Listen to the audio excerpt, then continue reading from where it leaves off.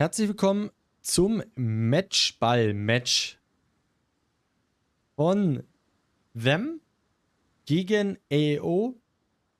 Them spielt mit folgender Schiffsaufstellung mit einer Ohio Colombo, Cerberus, Triple Petro, Triple Gdansk. Auf der anderen Seite bei AEO haben wir Doppel Colombo, Moskwa, Triple Petro und auch eine Triple Gdansk. Also die Schiffsähnlichkeit zu Match Nummer 1 ist auf jeden Fall gegeben. Kann man schon mal sagen. Wir schauen uns bei Them mal an, wie die das spielen wollen. Wir haben hier Gdansk Petro mit der Cerberus, die Richtung, mit der Ohio Richtung D fahren. Dann haben wir hier Doppel Gdansk erstmal Richtung Mitte. Könnt mir vorstellen, dass die Petro vielleicht hier an der Insel spielt, diese Petro. Und ja, Petro und die Colombo werden wahrscheinlich mit zu B fahren. Das wird ein bisschen dauern. Gerade auf der Map vergeht sehr, sehr viel Zeit, bis man hier bei diesem magischen B-Cap ist, beziehungsweise A-Cap auf der anderen Seite. Bei AO Doppel Gdansk in die Mitte. Petro wird wahrscheinlich auch hier spielen. Wir haben Colombo Petro mit der anderen Gdansk auf dem D-Cap. Moskwa. Ich bin gespannt, ob die Moskwa innen vorbeifährt. Also normalerweise sind die Moskwa-Spieler hier außen vorbeigefahren, um auf Nummer sicher zu gehen. Vielleicht hat man sich da auch mal Gedanken gemacht, brauche ich es tatsächlich? Aber ihr habt ja auch hier die ganzen Informationen auf einen Blick. Da springen wir kurz hier zur Moskwa, haben hier nochmal die ganzen Informationen eingeblendet. Und da seht ihr auch, dass die Spotting Range von der Moskwa bei 14,1 liegt. Das kann erstaunlich wenig sein oder erstaunlich viel, je nachdem, wen ihr fragt. Aber da muss man auf jeden Fall immer vorsichtig sein. Ja? Das ist halt auch ein Grund, warum die Petro dann teilweise lieber gespielt wird. Besseres Concealment, aber auch kein Stealth-Radar mehr. Das war in den goldenen Zeiten mal der Fall. Jetzt kommt das Gdansk-Radar. Man hat wahrscheinlich vermutet, dass das auch ein Gdansk-Radar ist und deswegen hat man das Counter-Radar gezogen. Aber das sorgt dafür, dass das Team von AO erstmal das Cap bekommt. Jetzt kommen da aber noch Torps und die könnten verdammt garstig werden. Außer sie laufen aus. Och, da ist hier die perfekte Lücke. Aber er driftet in 2 Reihen. Oh, das ist ärgerlich. Zum Glück nur Gdansk Torps, die machen nicht ganz so viel Schaden, aber das ist selbstverständlich ärgerlich. Aber man hat dafür das Cap bekommen. Also vielleicht noch verschmerzbar. Ich sag mal, 14k ist noch okay. Aber selbstverständlich fährt man lieber mit 27 beziehungsweise mit einem Full-Life-Schiff runter. Rum. So, ja, die Jungs hier brauchen noch ein bisschen. Petro an der Position interessant. Man wird vielleicht versuchen, mittelfristig auch hier reinzuschieben. Haben wir von wenigen bis jetzt gesehen. Man hat immer nur das BB versucht, hier reinzuschieben. Ist vielleicht auch mal so eine Alternative. Kann den Gegner überraschen. Und Them versucht im Gegenzug hier relativ aggressiv über die Flanke zu spielen mit Petro. Sie haben viel Smoke mit Gdansk und Cerberus.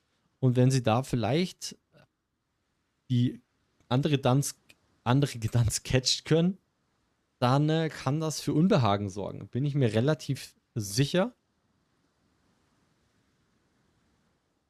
Hier ist es diesmal umgekehrt. Die Gdansk hat den Speedbus gezogen, ist relativ früh in dem B-Cap drin. Man muss auch sagen, hier die 2 Gdansk haben sich ja auch gegenseitig supportet, was selbstverständlich ein bisschen Zeit gekostet hat, bis die Gdansk auf A ist letztendlich. Ohio schiebt sich jetzt auch rein, war spotted. Also man weiß genau, was Phase ist. Colombo fängt jetzt schon an, sich zu smoken. Okay, wahrscheinlich, weil er den Gamer-Turn macht und er wollte nichts riskieren. Das ist immer so ein Thema. Ne? Also den Smoke bei einer Colombo würde ich halt auch immer so versuchen dann zu nehmen, wenn ich halt diesen Gamer-Turn machen muss und ich weiß, dass ich nicht geradert werden kann, beziehungsweise wenn ich nicht geschossen habe. Oder was in meinem Smoke-Firing Penalty drin ist. Auch immer so eine Sache. Ne? Gut, dann. Hier war noch mal ganz knapp. Wir haben gesehen, die Gdansk hat sich hier rangeschoben und hat versucht, das Radar aufs A-Cap zu kriegen, ohne aufzugehen. Und damit dann vielleicht einen Reset zu provozieren. Hier die Colombo fährt auch schon wieder raus. Also bei D sieht es so aus, als würde AO nicht wirklich Zugriff bekommen. Ja, sie wollen wahrscheinlich auch rechtzeitig ihre HP in Sicherheit bringen, weil das Problem waren tatsächlich in den letzten Games immer so ein bisschen, dass die BBs sehr gut gefokust worden sind.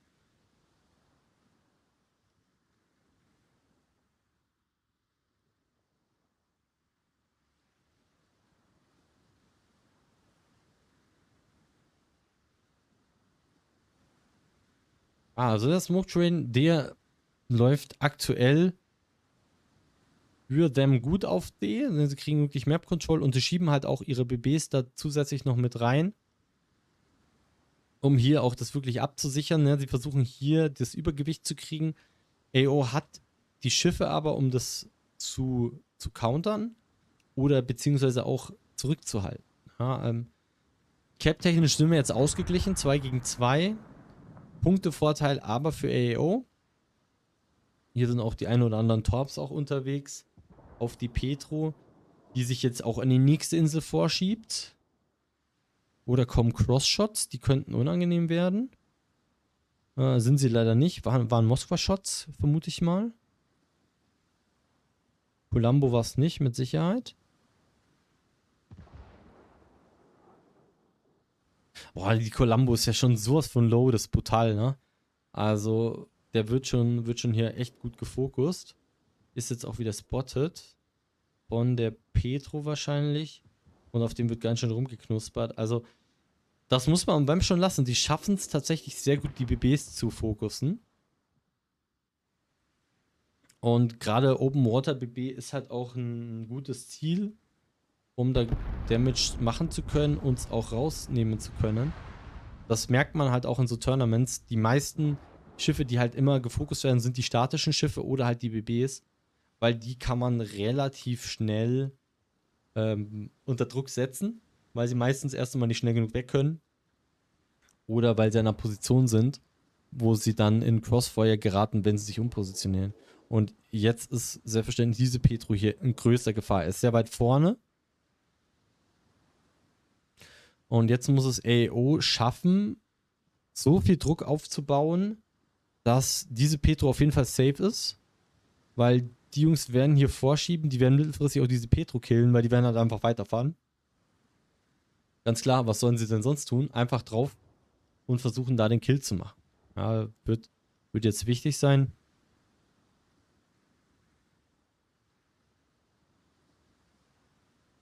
Die Columbo hier versucht auch nochmal Druck aufzubauen auf die Petro.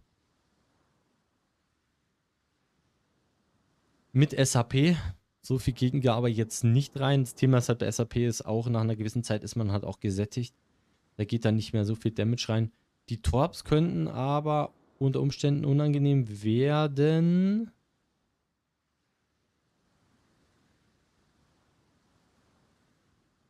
Sind sie sogar nicht.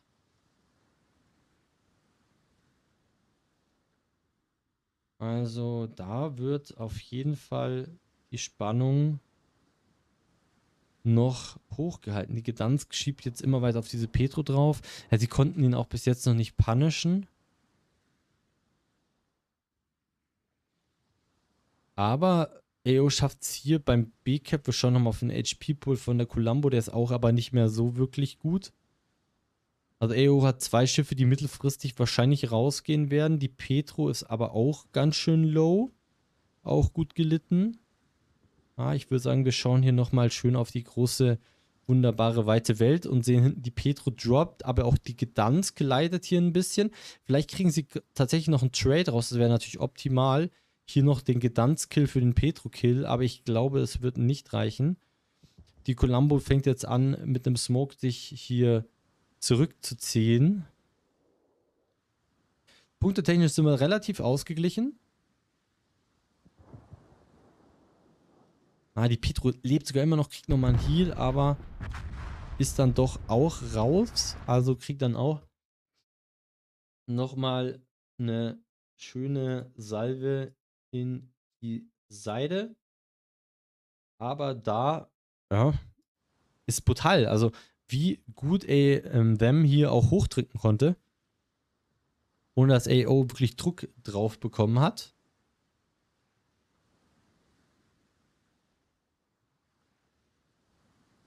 Und jetzt ist das eingetreten, was ich gesagt habe. Die Petro wird halt hier mittelfristig eingekreist, auch hinten. Die Columbo ist jetzt rausgegangen. Also man muss tatsächlich sagen, dass AO hier sehr gut Druck macht und wirklich massiv gut AO hier eingeschnürt hat. Kriegen jetzt auch noch die Gdansk. Wow, also schon 4 Schiffe jetzt auch hinten.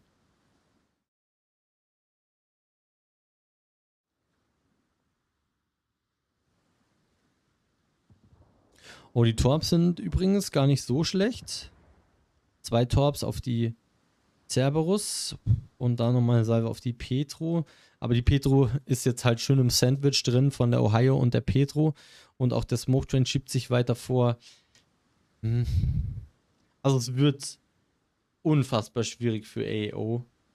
Them hat das auch wieder jetzt im dritten Match nach, ich würde sagen, im ersten Match ein bisschen Startschwierigkeiten geschafft, ganz solide wieder zu spielen und kontinuierlich den Druck aufzubauen, die Schiffe rauszufokussen, gerade die BBs.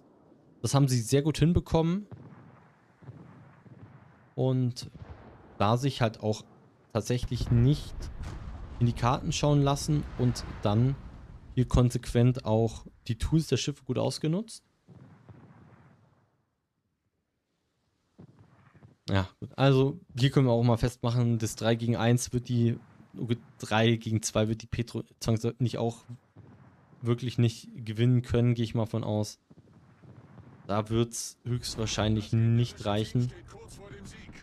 Gdansk und Columbo, Doppel-Gdansk und Columbo und SAP, das zieht halt wie die Hölle. Ja, also man sieht schon, wie weit die auch vorgefahren sind. Ne? Die sind ja schon im Spawn drin. Die sind einfach hochgefahren. Brutal. Also mit einem Selbstverständnis in dem Match. Aber es hat sich auch angedeutet, ja, mit den BB und der Petro, die hier mit nachgeschoben haben. Sie haben das auch fokussiert, diesen Kill hier oben. Und damit holt sich das Team von Wem Game Nummer 3 in diesem Best of 5 und sind damit Drittplatzierter im EU-Kotz. Herzlichen Glückwunsch an das Team von Them und selbstverständlich auch Respekt an AO. Gutes Turnier gezeigt, würde ich sagen. Soweit, was ich gesehen habe. Und ich denke, dieser Platz ist auch auf jeden Fall erspielt worden über das komplette Tournament hinweg.